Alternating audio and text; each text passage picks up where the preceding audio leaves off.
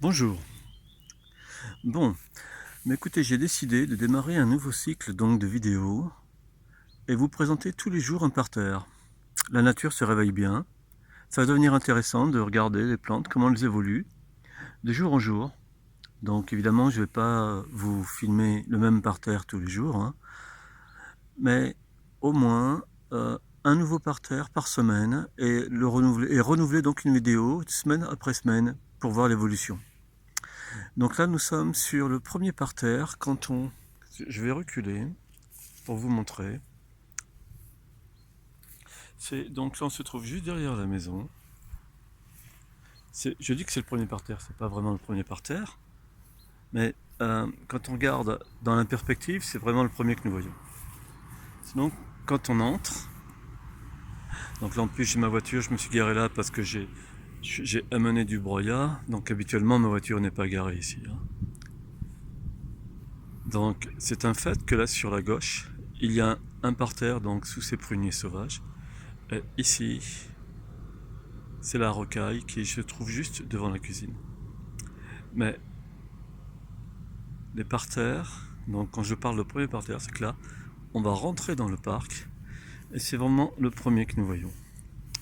Bon, alors, le, le concept premier de ce parterre, c'était en fin de compte de créer un massif qu'avec des roses, des rosiers à fleurs roses et oranges.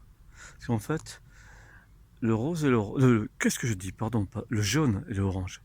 Car en fait, le jaune, je considère que c'est une couleur qu'on a du mal à marier euh, harmonieusement dans un parc. Donc, je préférais le mettre vraiment à l'écart et ne pas en mettre ailleurs. Et donc, dans ce massif, je voulais mettre des arbustes, comme vous voyez, avec des feuilles jaunes, surtout. Et au niveau d'Ivas, je voulais surtout mettre du bleu. Mais bon, j'ai eu quelques soucis ici, parce qu'en fait, il y a un gros bébé, disons pas, non, justement, il n'est pas gros, mais qui nous présente quelques soucis, c'est ce pin parasol, là. Donc, il doit acidifier le sol, il nous fait tomber pas mal d'aiguilles, et eh bien, j'ai pas vraiment la réussite que je veux au niveau du vivace. Donc, je suis en train de remodifier un petit peu tout ça, et je considère plutôt la position du parterre qui est plein sud, plein cagnat, et tant pis pour les couleurs, je m'entends, hein, je ne vais pas surtout mettre du rouge vif ou du jaune vif, mais plutôt donc évidemment des plantes qui sont adaptées à ce type d'exposition. Ici, j'avais tout ce côté-là, j'avais des géraniums Johnson Blue. Il m'en reste plus beaucoup en fin de compte. Là, ici, c'est un géranium Johnson Blue. Et même le Johnson Blue, qui pourtant est considéré comme un géranium de soleil, ici avait trop chaud et donc j'en ai perdu beaucoup.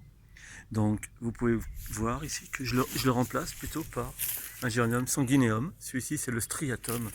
On le verra évidemment plus tard en fleurs. La très jolie fleur rose que j'aime bien, striée comme ça. Ici derrière, cette petite fleur blanche que j'aime beaucoup. C'est un petit couvre-sol que j'ai mis l'année dernière. Vous voyez. Et la fleur dessous, c'est très sympa. Je sais pas si on va le voir. Voilà, la fleur dessous, très sympa. Anacyclus ça s'appelle.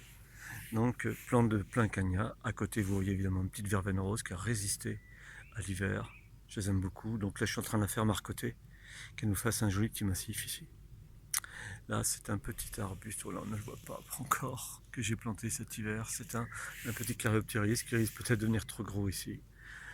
Bon, je ne veux quand même pas vous montrer toutes les petites vivaces, parce qu'il y en a quand même pas mal, mais grosso modo, euh, ce qui est intéressant en ce moment au niveau feuillage, ici c'est une marjolaine, donc un origan à feuillage jaune, très sympa. Là j'ai commencé à mettre du délosperma, hein, c'est peut-être l'une de mes plantes favorites. Là c'était juste un petit pot que j'avais. Et comme j'ai nettoyé cette bordure pour planter ces petits thym, parce que ma compagne prend beaucoup de tisane, donc elle voulait vraiment que je rajoute des thym aussi en bordure. Donc j'ai nettoyé, j'en ai profité dans ce trou de mettre le délosperma. Là, évidemment du sédum, hein, de plein soleil, avec quelques sempervivum. Il y a une petite lavande qui va pas très bien. Celle-ci, c'est la Icot Blue. Ou non, pardon, c'est la Munchseed, celle-ci. Ici, il y a un fusain jaune. Alors, ce géranium, là, ici, devant le fusain, c'est Rosanne, hein, qui se comporte très bien ici, par contre, en plein cagnard. Il va bien. Là, ces petites baguettes que vous voyez, en fait, ce sont des toutes petites Nepeta mucini qui va nous faire des fleurs bleues claires là, et donc c'est vraiment une petite vivace qui supporte très bien le soleil, donc ça va très bien aller. Ça c'est un rosier, bon, de toute façon on va pas regarder les rosiers maintenant parce qu'ils sont pas en fleurs, hein. Mais c'est un rosier que j'ai transplanté là. Celui-ci s'appelle Harlocar, beaucoup d'aiguillons comme vous voyez. Je dis aiguillons hein, parce que les rosiers n'ont pas des épines, les rosiers ont des aiguillons. La différence entre l'aiguillon et l'épine, c'est simple. L'aiguillon provient de l'écorce et l'épine provient du bois. Donc sur le rosier, eh bien l'épine vient de l'écorce, donc c'est un aiguillon, pas une épine. L'acacia, par exemple le robinet, plutôt, eh bien lui c'est une épine parce qu'en effet cette épine vient du bois et non pas de l'écorce. Donc je vous montre là un andina ici. Lui il va moins bien que les autres, mais en règle générale les nandinas ici se comportent assez bien. La fleur bleue que vous voyez c'est la centaurée de montagne qui se ressemble un petit peu. Le petit couvre-sol que vous voyez un peu partout c'est la ficaire hein, qui est en train de faner maintenant, elle va totalement disparaître.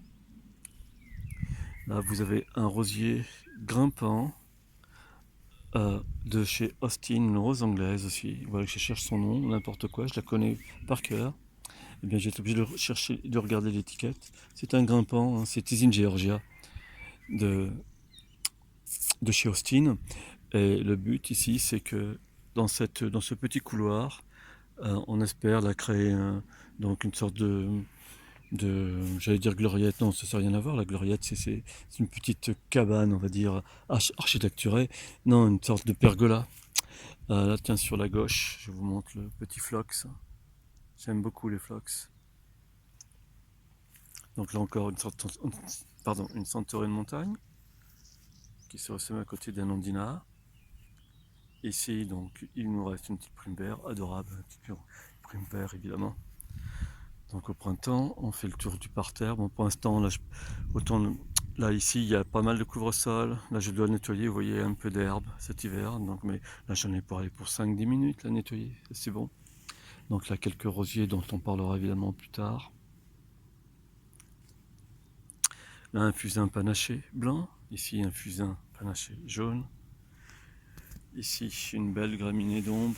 Je ne sais plus son nom. Mais il va falloir que je recherche hein, évidemment dans mes bouquins. Je ne sais plus son nom. Là on a quelques agapantes qui fleurissent quand même pas mal. Au pied de ce rosier on a des campanules donc à fleurs de pêcher, des campanules persicifolia. Et c'est curieux ici, elles fleurissent quasiment pas. Elles font office de couvre-sol mais elles ne fleurissent quasiment pas dans cette zone là. Et bien voilà pour ce parterre. Je reviens au début. Cette jolie touffe là, c'est un pavot. Un très joli pavot celui-ci. Derrière, oui j'ai oublié de vous le dire tout à l'heure, ce sont des ailes ou des os d'ornement, on peut dire les deux hein. En français, les deux se disent. Donc voilà, j'ai fait un peu le tour de ce parterre. Bon, il n'y a pas encore grand chose hein, en cette saison, mais comme je le disais en début de vidéo, mon but c'est donc tous les jours de vous présenter un nouveau parterre. Et de semaine en semaine, eh bien, on verra l'évolution de tout ça. Je pense que déjà la semaine prochaine, on aura quelques roses qui viennent dans ce massif qu'on n'a pas aujourd'hui. Voilà, allez, je vous dis à demain.